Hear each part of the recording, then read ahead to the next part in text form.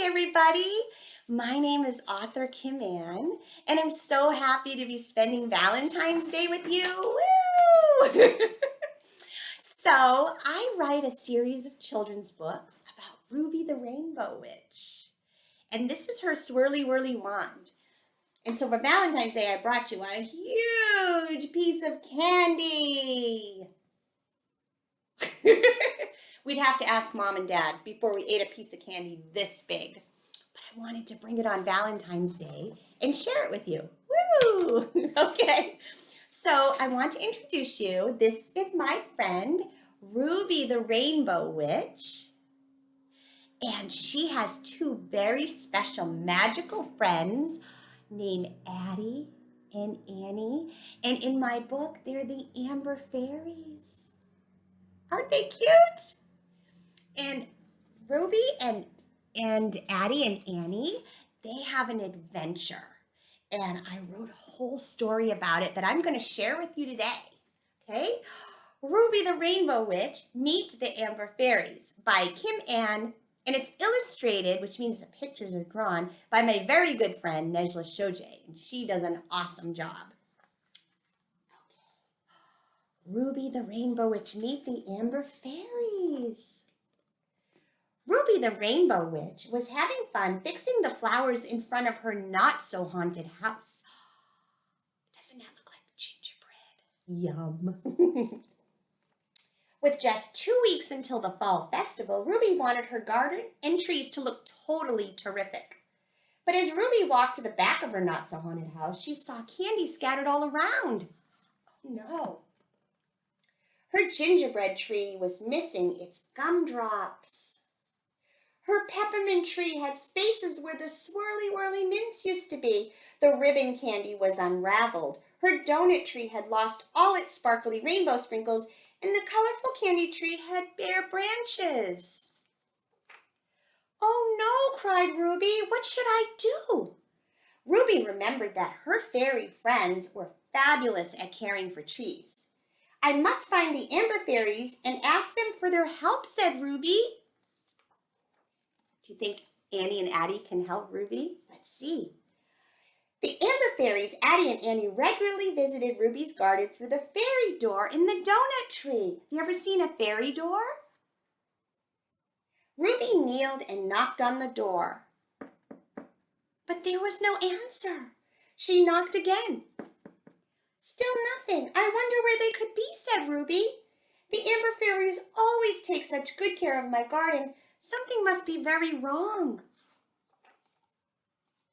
Ruby heard a loud hum. What was that, she wondered. She heard it again. Sitting on top of a stack of cinnamon sticks were the Amber Fairies, Addie and Annie. What do you think that sound was? The humming sound was coming from them. They were trying to fly. See their little wings? "Hi, Addie. Hi, Annie," said Ruby. "Have you seen the trees in my garden?" "Hello, Ruby," said the fairies. "Yes, sadly, we are out of fairy dust," said Addie. "We can no longer fly or care for the trees," said Annie. Ruby picked up the fairies and placed them on top of her picture-perfect rainbow hat. The three of them walked over to the trees where Ruby put the fairies on the ground. "Maybe I can help you," said Ruby. With a whirl and twirl of my rainbow dress and a wave of her swirly-whirly wand, fairy dust began to fall. Addie and Annie were so happy. As soon as the fairy dust touched their wings, they were able to fly, flutter, and twinkle again. The Amber Fairies started sprinkling the falling fairy dust over the candy trees, and the trees began to sparkle and shine.